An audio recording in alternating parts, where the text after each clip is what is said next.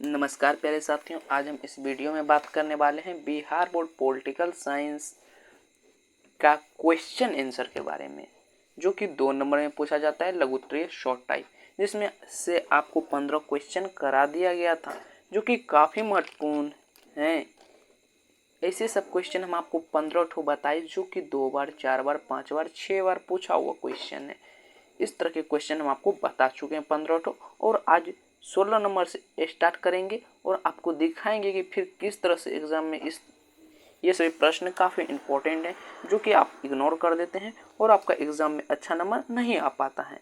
तो power of arts आपके लिए ला रहा है इंपॉर्टेंट क्वेश्चन का सीरीज, जो कि आपको फ्री में पीडीएफ सब चीज़ आपको फ्री में मिल रहा है। तो आप देखिए इस सब क्वेश्चन को, और 2024 बोर्ड एग्जाम में पॉलिटिकल में शॉर्ट टाइप में 30 से 30 नंबर प्राप्त कीजिए। और आपको ऑब्जेक्टिव में चैप्टर वाइज करवाया जा रहा है, अगर आप वो भी नहीं देखें तो जरूर देखें। और 2024 बोर्ड एग्जाम में आप पॉलिटिकल में 100 में से 90 नंबर तो आराम से ही ले आए, क्योंकि इस तरह से हम आपको तैयारी करवा रहे हैं कि 90 नंबर आना कन्फर्म है। तो आप देखते रहिए क्वेश्चन को, तैयारी में लगे रहिए, क्योंकि टाइम बहुत कम बचा है।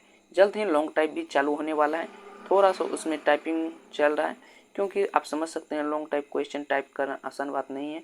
फिर भी मोबाइल से आसान बात नहीं है, वैसे तो आसान बात है ही, कंप्यूटर से तो कर सकते हैं आप जल्द ही, लेकिन मोबाइल से करने में थोड़ा सा टाइम लगता है।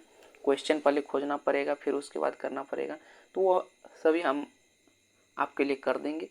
आप सिर्फ क्वेश्चन को देखिए और 2024 बोर्ड एग्जाम में अच्छा से अच्छा नंबर प्राप्त कीजिए। यही पावर ऑफ आर्ट्स का उद्देश्य है। तो देखते हैं 16 नंबर क्वेश्चन है। 16 नंबर क्वेश्चन है, संयुक्त राष्ट्र की महासभा के संगठन की विवेचना कीजिए। तो 15 क्वेश्चन बता दिए थे, 16 नंबर क्वेश्चन से स्टार्ट कर रहे हैं कि संयुक्त राष्ट्र की महासभा के संगठन की विवेचना कीजिए। ये क्वेश्चन 2011 के बाद 2018 में पूछा, 7 साल बाद ये क्वेश्चन आपसे पूछा गया था। आपसे नहीं, जो 2018 में एग्जाम दिए थे उनसे पूछा गया था। आपसे भी हो सकता है पूछा जाए 2024 में, क्योंकि आप देख सकते हैं 7 साल के बाद ये क्वेश्चन रिपीट हुआ है। तो देखते हैं इसका आंसर क्या है। आंसर है, संयुक्त राष्ट्र की महासभा के संगठन के कार्य निम्नलिखित हैं। ये आप लिख देंगे एक लाइन, उसके बाद पॉइंट में बताते जाएंगे। पॉइंट नंबर 1, यह सभा अंतर्राष्ट्रीय शांति और सुरक्षा संबंधी मामलों पर विचार करती है और निर्णय लेती है। यह सभा जो है अंतर्राष्ट्रीय, यह सभा क्या करती है, संयुक्त राष्ट्र महासभा जो है क्या करती है, अंतर्राष्ट्रीय शांति और सुरक्षा संबंधी मामलों पर विचार करती है और निर्णय लेती है। दूसरा पॉइंट है, यह संयुक्त राष्ट्र का बजट पास करती है। क्या करती है, संयुक्त राष्ट्र का बजट पास करती है। तीसरा पॉइंट है, महासभा के नए राज्यों को संयुक्त राष्ट्र का सदस्य बनाए जाने का निर्णय करती है और पुराने सदस्य की सदस्यता को समाप्त करने का निर्णय ले सकती है। क्या कर सकती है, निर्णय ले सकती है। महासभा जो है नए राज्यों को संयुक्त राष्ट्र का सदस्य बनाए जाने का निर्णय करती है और किसी भी पुराने सदस्य की सदस्यता को समाप्त करने का निर्णय ले सकती है। तीसरा पॉइंट हो गया। चौथा पॉइंट है, संयुक्त राष्ट्र के अन्य अंगों के सदस्यों का चुनाव महासभा द्वारा होता है।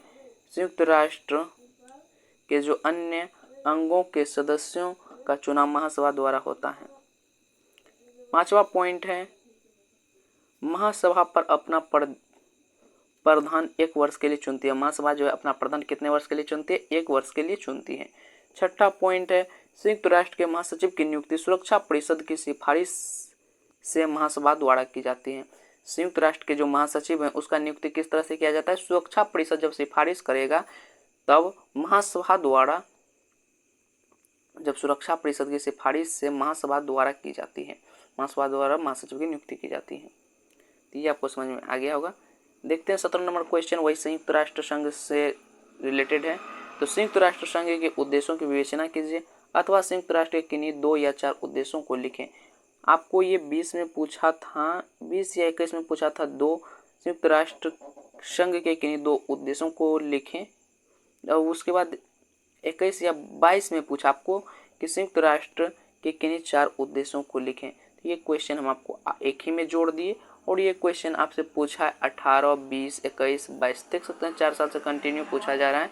20, 21, 22 3 साल से तो कंटिन्यू ये प्रश्न पूछा गया 18 के बाद। तो देख सकते हैं किस तरह से इंपॉर्टेंट क्वेश्चन है। कुछ क्वेश्चन होते हैं पॉलिटिकल में जो रिपीट हो रहे हैं, लेकिन ऐसा बहुत कम क्वेश्चन है जो कंटिन्यू पूछा जाए। कंटिन्यू आपको हिस्ट्री में ही मिलेगा।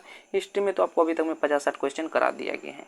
अगर नहीं देखें तो ज़रूर देखिए, क्योंकि हिस्ट्री में काफ़ी इंपॉर्टेंट सब क्वेश्चन, सब 80-90 क्वेश्चन होंगे जो कि काफ़ी इंपॉर्टेंट है। आप उन सबको इग्नोर नहीं कर सकते। अगर वो 80-90 पढ़ लिए तो समझिए 10 क्वेश्चन आपका कन्फर्म है।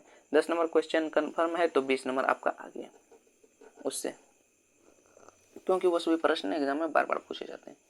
तो हम इसका डिस्कस करें, फिर भी बीच बीच में डिस्कस कर देते हैं, क्योंकि आपके पास टाइम बहुत कम है, इसलिए हम आपको बता दे रहे हैं कि आप तैयारी कीजिए, जल्द से जल्द इंपॉर्टेंट क्वेश्चन कर लीजिए अगर आप पूरा बुक नहीं पढ़ पाए हैं तो इसका उत्तर देखते हैं क्या है। संयुक्त राष्ट्र के निम्नलिखित उद्देश्य हैं, और पॉइंट नंबर 1 में है अंतर्राष्ट्रीय शांति और सुरक्षा को बनाए रखना। क्या करना है? पहला पॉइंट में अंतर्राष्ट्रीय शांति और सुरक्षा को बनाए रखना एक उद्देश्य हुआ। दूसरा उद्देश्य है भिन्न भिन्न राष्ट्रों के बीच मैत्रीय संबंधों को बढ़ाना, मैत्रीपूर्ण संबंधों को बढ़ाना दूसरा पॉइंट है। तीसरा पॉइंट है आपसी सहयोग द्वारा आर्थिक, सामाजिक, सांस्कृतिक तथा मानवीय ढंग की अंतर्राष्ट्रीय समस्याओं को हल करना।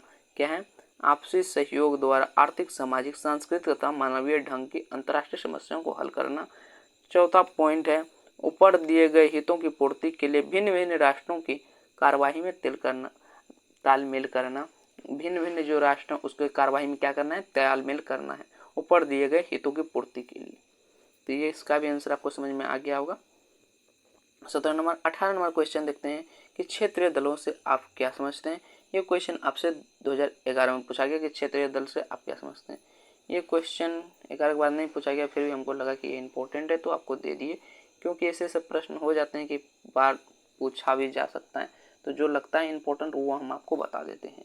तो आप इग्नोर मत कीजिएगा, क्योंकि एक बार पूछा हुआ नहीं करेंगे तैयारी, आप कर लीजिएगा तो अच्छा रहेगा। कोई भी राजनीतिक दल जिसका आधार एक ही क्षेत्र में होता है, कोई भी जो राजनीतिक दल है जिसका आधार एक ही क्षेत्र में होता है, चाहे उसका उद्देश्य और मंच कुछ भी हो, जबकि क्षेत्रीय दलों का एक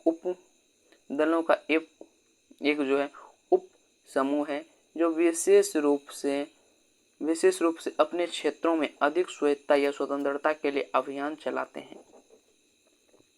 कोई भी राजनीतिक दल जो है जिसका आधार एक ही क्षेत्र में होता है, चाहे उसका उद्देश्य और मंच भी हो, जबकि क्षेत्रीय दलों का एक उपसमूह है जो विशेष रूप से अपने क्षेत्रों में अधिक स्वायत्तता या स्वतंत्रता के लिए अभियान चलाते हैं। ये क्वेश्चन का आंसर आपको समझ में आ गया होगा, कंफर्म है। तो आगे हम देखते हैं 19 नंबर क्या है। 19 नंबर क्वेश्चन काफ़ी इंपॉर्टेंट है, देख सकते हैं आप 2011, 13 के बाद 23 में पूछा, 10 साल बाद ये क्वेश्चन आपसे पूछा गया। तो देख सकते हैं आप किस तरह के प्रश्न पॉलिटिकल में आ रहे हैं, जो 10 साल पहले 13 में पूछा, उसके बाद सीधा 23 में पूछा। बताइए, कोई गारंटी नहीं था, लेकिन फिर भी 2 बार पूछा हुआ था तो इम्पोर्टेंट में आया ना, तो इसलिए आपको कराया जा रहा है कि जो 2 बार पूछा हुआ है वो तो इम्पोर्टेंट है ही, एक बार वाला भी प्रश्न आपको कराया जाएगा, एक भी छोड़ा नहीं जाएगा। आप 2024 में अच्छा से अच्छा नंबर प्राप्त करेंगे पावर ऑफ आर्ट्स से। खाली आप पावर ऑफ आर्ट्स का पूरा वीडियो तो देख लीजिए। उत्तर है यह योजना अमेरिकी विदेश मंत्री के नाम पर मार्शल योजना के नाम से प्रसिद्ध हुई।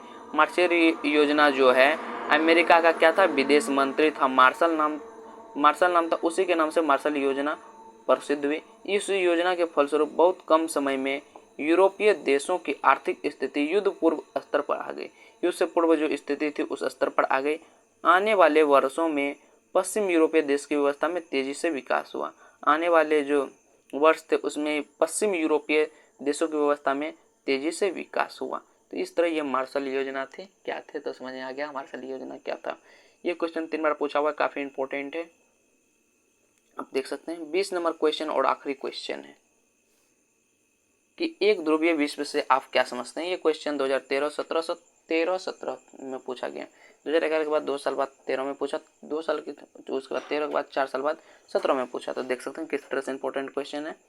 उत्तर है इसका 1991 से पूर्व विश्व में 2 महाशक्तियां थी। 1991 से पूर्व जो है विश्व में कितनी महाशक्तियां थी? 2 थी, संयुक्त राष्ट्र अमेरिका और सोवियत संघ। क्या था? संयुक्त राष्ट्र अमेरिका और सोवियत संघ। 1991 में सोवियत संघ के 15 राज्य अलग हो गए, फलतः विश्व शक्ति के रूप में अमेरिका के मुकाबले सोवियत संघ का वर्चस्व समाप्त हो गया। आज विश्व के हर क्षेत्र में अमेरिका चौधराहट है। इसे ही एक ध्रुवीय व्यवस्था कहा जाता है। 1991 पूर्व जो है शीत युद्ध चल रहा था, द्वितीय विश्व युद्ध के बाद। उसमें क्या था, संयुक्त राष्ट्र अमेरिका और सोवियत संघ था। 1991 में क्या हुआ, सोवियत संघ के जो है 15 राज्य अलग हो गया। फलतः विश्व शक्ति के रूप में अमेरिका के मुकाबले सोवियत संघ का वर्चस्व समाप्त हो गया। आज जो है एक ध्रुवीय विश्व से आप क्या समझते हैं, ये भी आपको थोड़ा सा समझ में आ गया होगा। नहीं आए तो फिर से आप समझ लीजिए। 1991 से पूर्व जो है विश्व में 2 महाशक्तियां थी। कौन कौन था, संयुक्त राज्य अमेरिका और सोवियत संघ था। सोवियत संघ से क्या हुआ, 1991 में 15 राज्य अलग हो गया। सोवियत संघ जो है टूट गया पूरा, और उसके बाद अमेरिका बन गया सबसे बड़ा राष्ट्र।